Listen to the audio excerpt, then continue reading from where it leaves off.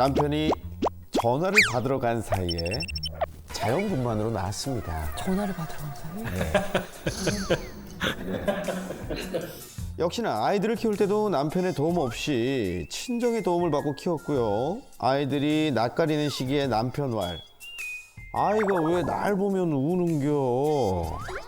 그 말에 저는 모르는 아저씨라 우는겨 했습니다.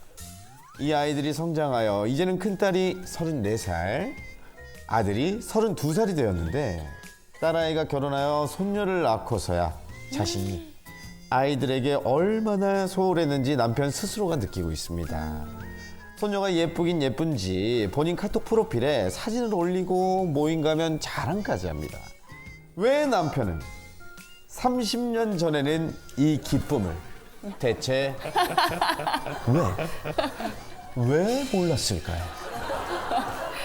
그러게 왜 몰랐을까요? 이렇게. 결혼하신 지 올해 몇 년 되셨어요? 네, 34년 됐습니다.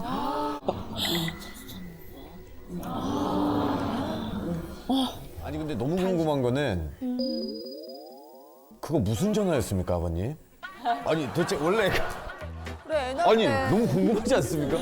남편 사무실이 건축 설계 사무실이 하나가 있어요. 네. 거기에 있고 산부인과가 쪼르륵 가면 여기서 몇 발자국이에요. 옛날에 그 삐삐 시절이 다 보니까는 호출 오면은 네. 사무실에서 뭐 건축사님 전화 받으러 오세요. 뭐 이렇게 얘기를 했겠죠? 네. 그래서 금방 갔다 온다 그랬는데 네네. 설명해 주다 길어졌구나. 보니까는 시간이 걸린 거예요. 일 때문에 또 그런 건. 아, 네. 물론 그렇겠지만 저는 자연분만하면서 기절을 했어요. 너무 힘들게 났어요. 네. 둘째 애도 역시 설명을 했어요. 네. 근데 또 전화를 받으러 또 간 거예요. 그때 그 사람이 또 전화했습니까? 아니, 다, 같은 사람이 전화한 거면 그 사람 혼꾸녕을 내야 합니다. 의도적인 거예요. 그래, 진짜 절묘하다. 같이 둘 다 전화야. 예, 근데 남편 하는 얘기가 전화 받으면서 간 사이에 나느냐 네. 라는 말을 하는 거예요. 아 근데 남자들은 뭐 내 아내가 임신했다고 하면은 주변에 형들이 이제 막 뚜댕이 형들이 와요. 야 옆에 무조건 있어야 돼. 너 그거 없으면은 와이프가 평생 널 저주할 거야. 너 그거 평생 갈구면 너 관 속에 들어갈 때까지 널 갈굴 거야. 이런 얘기 진짜 많이 듣거든요. 분명히 들으셨을 텐데도 그런 이유가 있었으니까 형님한테도 결론 먼저 말씀드리면은 네. 처갓집 거의 식구들이 이제 그 골반 자체가 너무 좋습니다. 골반 자체가 너무 좋습니다. 갑자기 저 골반. 아니 골반이 좋은 거랑 전화 안 받는 거랑 무슨 상관이에요? 그러니까 초자들도 다 그렇더라고요. 그래서 뭐 잠깐 뭐 5분 사이에 갔다 오면은 벌써 저기 순산을 해서 아이가 나와 있더라고요. 그래서 제가 못 봤습니다. 아 끝이에요? 끝이에요 사장님? 어릴 때 보면은 또 저 같은 경우는 또 행운하고요. 네. 다른 분들은 진통해서 낳기도 힘들었는데 집사람 복이 있구나. 그래서 건강한 아이를 순산해서 그때 당시에는 몰랐었는데 지나고 오면은 그래도 건강한 골반을 가진 그 사람을 만나서 그거 진짜 너무 행복했습니다. 무슨 말씀을 하시는 거예요? 좋은 얘기예요. 골반 선생님이세요? 뭐 하시는 아니 거예요? 좋은 얘기예요. 아니 건강한 골반에 대해서 긍정적이시잖아. 강의하시는 분이시죠? 근데 여성 입장에서 정말 화나면 이럴 수 있잖아요. 아니 이 사람은 내가 화나는데 내가 섭섭하다는데 왜 자꾸 골반을 얘기를 해? 아니 빨리 나한테 미안하다고 하고 자기야 내가 미안해. 당신이 그때 아이를 낳을 때 얼마나 두렵고 무섭고 화가 났겠어. 맞아요. 이거 말을 해주면 나 풀리는데 거기서 골반 건강하다는 얘기를 계속 뭐야 이게 도대체? 골반 전도사님. 근데 저는 거기에서도 어떤 생각이 드냐면 자 봐보세요. 요즘처럼 우리 전진 씨 부부처럼 아내한테 잘해주려고 하는 걸 볼 때 너무 좋다. 너무 보기 좋다. 이러는 세월이 얼마 안 됐어요. 맞아요. 맞아. 그러니까 이런 말을 들어야 내가 더 잘하고 싶고 너 잘하고 왔네 이렇게 될 텐데 그러니까 아내한테 좀 잘해줄 것 같으면 주변에서 채 마누라한테 빌빌빌빌빌 채 뭐가 되려고 채 집에 일 생기면 뽀로록 달려가가지고 마누라한테 잘하는 것 치고 저 사업 잘하는 놈이 없어. 그리고 남자가 아내한테 잘해주면 팔불출이라는 나쁜 언어의 프레임 안에서 살았는데요. 야만이시죠. 와이프가 애 낳는데 전화 그게 뭔 애는 어차피 나게 돼 있어 그냥. 그런 분위기인데 어떻게 자기 아내한테 잘하려고 하는 게 더 되겠어요? 맞습니다. 맞아요. 그러니까 또 미안해. 또 아내는 그걸 30년 기억해. 그 잊어먹을 만한 한데도. 그러니까 남편은 또 골반을 계속 얘기하게 돼 있고. 아유! 거의 저희 네. 때 그 기성세대들이 거의 이제 그 가부장적인 것을 많이 문화에서, 영향을 예. 받아서 맞아요. 그리고 둘 다 또 장인 어른이시나 아버님이 또 일찍 작고하셔가지고 이제 육남매 또 장남이기 때문에 또 동생들 또 건사하기 때문에 또 아이들까지 또 건사하다 보면 상당히 많습니다. 인원수가. 그래서 먹고 살기 힘들고 네. 사업하기가 힘들어서 아이들이 눈에 안 들어왔었는데 지금은 조금 어느 정도 나이가 들고 여유가 있고 그래서 뒤늦게 눈에 이제 눈에 들어와도 아깝지 않은 우리 이제 손녀딸이기 때문에 너무 늦은 감이 있습니다. 나이 60 가까이 되다 보니까 이제 늦췄는데 다른 분들도 한 20대 쪽에서 한번 깨우쳤으면은 아버님 20대 깨우치기는 좀 너무. 아버님이 몇 살에 돌아가셨어요? 제가 중학교 2학년 때 15살입니다. 네네. 그럼 자 보세요. 아내분 입장에선 당연히 애를 둘이나 낳을 때 애가 커갈 때 뭘 당신이 그렇게 했냐. 그렇지만 사실 아버지 입장에서 보면 나는 이미 자식이 5명이나 있는 거거든요. 네네 맞습니다. 맞아요. 내 동생 5이 자식이지 얘는 동생이 아니잖아요. 네. 엄마가 그렇게 얘기했을지 모르겠어요. 큰아들 네가 이제 아버지다. 그러면 15살짜리 애가 갑자기 아버지가 돼버렸네요. 나도 아버지가 필요한 나이인데 내 나이 15에 아버지가 돼버렸다고요. 지금 15 애들이 뭘 압니까? 근데 나는 책임감이 있어요. 어떻게든 먹고 살아야 돼. 내가 뭘 해야 돈을 벌지? 내가 어떻게 해야 얘네들을 건사하지? 내가 어떻게 해야 얘네들이 아버지 없는 자식이라는 소리를 안 듣지? 거기에 엄마까지 있어. 엄마도 어떻게 보면 엄마가 아니잖아요. 엄마도 큰아들이 건사해야 할 또 다른 자녀 같은 느낌이 들거든요. 우리 엄마 불쌍한 우리 엄마. 우리 엄마 불쌍한 우리 엄마. 아버지 일찍 돌아가셔서 불쌍한 우리 엄마. 근데 거기다가 애 둘이 낳았어요.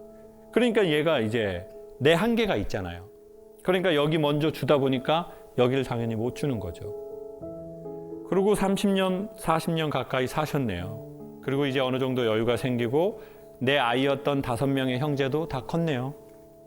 그리고 이제 아버지도 그 숙제들을 어느 정도 하니까 이제야 비로소 보이는 것들이 손자, 손녀가 되신 것 같아요. 아, 시간이 지났고. 네, 그러니까 카톡 사진에도 넣고. 그때 안 보려고 해서 안 보진 않았을 거예요.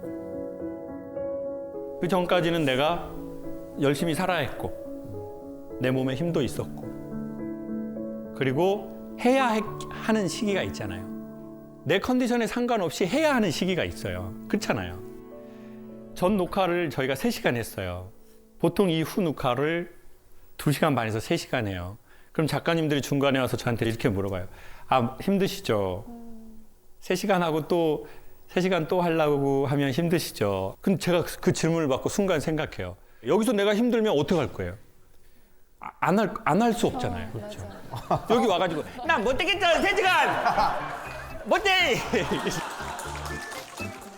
아니 그럴 수는 없잖아요. 나 못 되겠죠? 이거 나 이거 3시간 나 주댕이 못 가. 이 TVN 이 새끼들 연속으로 2편 녹화시키고 나쁜 새끼들. PD 뒤져라 이러면 이럴 수 없잖아요. 속에 있는 말 다 나와버렸네. 아니 누가 그렇게 해요? 난 힘들지 않아. 뭐 이렇게 뭐 이런 거 뭐가 힘들어? 일 줄 때 고맙게 해야지. 맞아. 그러니까 이제 점점 밝은 척을 하든 센 척을 하든 아무 문제 없는 척을 하든 내 슬픈 감정을 마주할 여유가 없잖아요. 그러다가 나이가 들고 긴장감이 풀어지고 그러면 이제 이때부터 마음에 이런 게 생기기 시작하는 거죠. 그래서 저는 알아주면 좋겠다는 생각이 듭니다. 먹고 사는 게 또 힘드니까 그게 1순위여서 여기까지 왔다는 것을 우리 모두 한번 알았으면 좋겠다는 거죠. 그래서 네가 그랬겠구나. 근데 지금이라도 그렇게 알고 말씀해 주시니까 그렇죠. 너무 너무 좋아요. 좋으신 것 같아요. 아, 내가 그걸 30년이 지나서 이제야 보이는 것 같다. 그러니 좀 젊은 세대들은 그게 일찍 보였으면 좋겠다. 박수 한번 쳐주세요.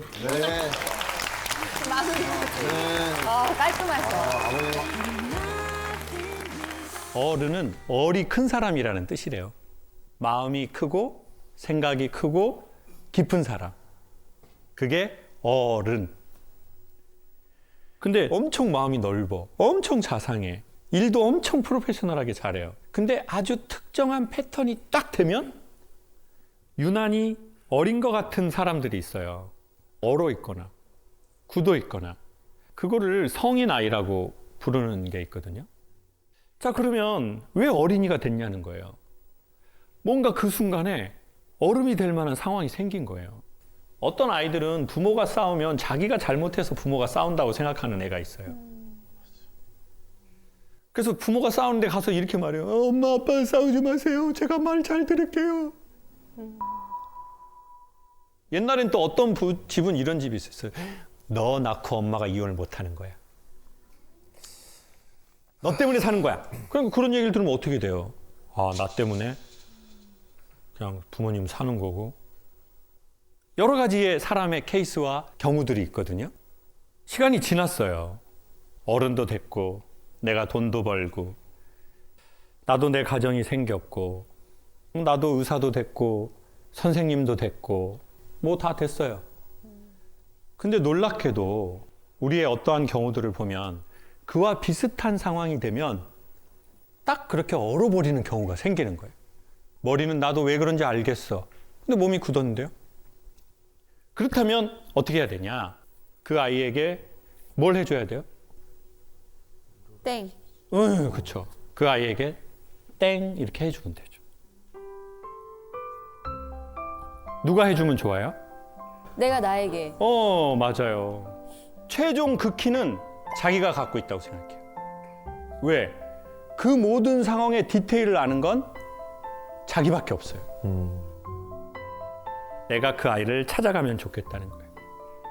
제가 처음에 강연을 한 게 아니라 처음엔 소그룹으로 사람들하고 이런 훈련하는 일을 했어요. 스피치나 인간관계에 대한 걸. 이제 자기의 감정에 대한 얘기를 하는 거예요. 그게 슬픔이든 섭섭함이든 우울함이든 화남이든 즐거움이든 꼭 자기 감정을 말해야 돼요. 그리고 그 자기의 감정에 대해서 어느 만큼 솔직할 수 있는가. 근데 이제 한 분이 이러는 거예요. 안녕하세요. 저는 심리치료 상담가예요. 사람들의 아픔을 치료하고 싶어서 제가 이 일을 하게 됐어요. 근데 좀 제 말투를 듣고 딱딱하다, 좀 차갑다, 그런 피드백을 많이 받았어요. 그리고 이제 수업을 점점 하고 이제 3분 스피치를 하는 거예요. 근데 이제 이분이 시간이 좀 지나고 그러는 거예요. 안녕하세요. 누구예요? 오늘은 제 얘기를 한번 해보도록 할게요. 어려서 서울에서 살았어요. 한강변에 살았고요. 그때는 아주 예전이었기 때문에 공원이 되지 않고 그냥 이렇게 물로 이렇게 되는 그런 때였어요. 근데 제가 이제 초등학생이 되었고 꿈을 아이들이 이렇게 꿀 때가 있어요. 막 악몽 같은 걸. 근데 이제 아이가 이제 꿈에서 귀신이 자기를 쫓아오니까 벌떡 일어나가지고 그냥 이렇게 다시 잤으면 되는데 현실과 꿈을 구분을 못하게 됐어요. 그리고는 이제 도망을 가기 시작한 거예요. 엄마가 이제 딸이 갑자기 그러니까 이제 얘를 찾으러 가는데 잠실 강변으로 애가 들어가는 거예요. 이 귀신이 자꾸 뒤에 쫓아오니까. 그래서 이제 허리춤까지 아이가 들어갈 때 엄마가 겨우 잡은 거예요. 이게 벌써 한 40년 전 막 이러니까 이제 구술한 거예요. 그리고는 그 다음에 가족들이 물놀이를 갔고 동생이 물에서 사고를 당했어요. 그러니까 이제 남동생이 있었는데 목숨을 잃게 된 거예요. 그때는 이제 남자아이들이 뭐 우리 집 종손이고 제사를 지내야 되고 뭐 이런 게 있었는데 그러니까 집안의 모든 분위기가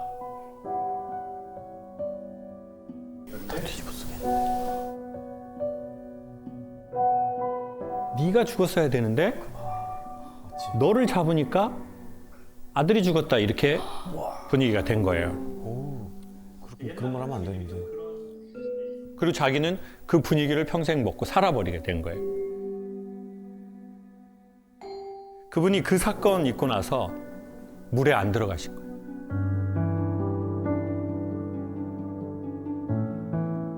그 얘기를 처음으로 공식적인 자리에서 하는 거래요.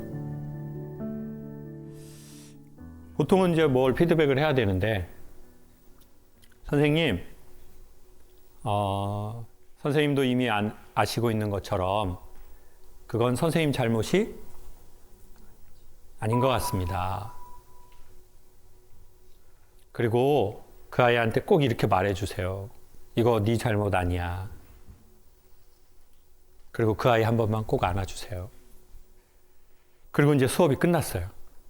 그리고 그 다음 해가 됐고 저는 이제 잊어버렸는데 전화가 온 거예요. 안녕하세요, 선생님. 저 기억하세요? 오, 선생님 목소리가 엄청 달라지셨네요. 그랬더니 선생님 저 좋은 일 생길 것 같아요. 이혼하세요? 그게 아니고요. 그분이 뭐라는 줄 아세요? 전 소름이 돋았어요. 저 수영장 갈 것 같아요. 극복했구나. 근데 정말 소름이 확. 강사님, 저 이제는 저 동생 얘기 사람들한테 해요. 선생님 너무 축하드립니다. 비키니 사세요. 패턴 센 걸로요. 여러분 안에 얼어서 웅크리고 있는 아이가 있다면 언젠가는 한 번, 두 번, 세 번 만나야 된다고 생각해요. 그렇지 않다면 그 아이는 계속 거기 있는 거예요. 얼어 있는 채로. 언젠가 저한테 물어보더라고요. 어떤 기자님이. 그러면 김창옥 강사님은 언제적에 김창옥을 꼭 만나보고 싶네요. 저는 그때 김미자가 겁쟁이라고 말했던 그 아이를 제가 만나보고 싶더라고요. 그 아이한테 뭐라고 말해주고 싶네요.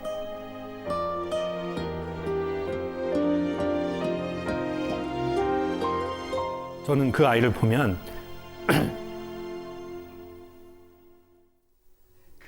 춥지? 이거 네가 잘못해서 엄마 아빠 싸우는 거 아니야. 그리고 이제 처음 만났는데 갑자기 뭐 안아주고 이런 건 좀 어색하고. 돈을 주고 싶더라고요. 5만 원. 그리고 꼭 이 말을 하고 싶었어요. 너 하고 싶은 거 해. 아저씨 또 올게.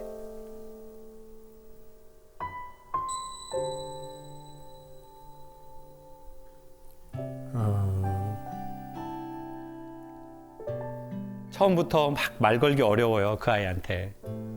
그럼 처음은 그냥 그 아이 앞에라도 지나가시면 좋을 것 같아요. 그 아이가 보이면.